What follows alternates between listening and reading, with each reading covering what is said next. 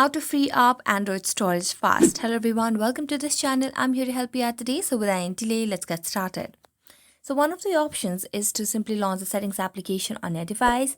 And as you launch the settings application on your device, you'll be able to see the option of About Phone at the top of the screen.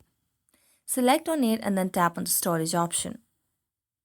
As you tap on storage, you'll be able to see all the options that takes up your space.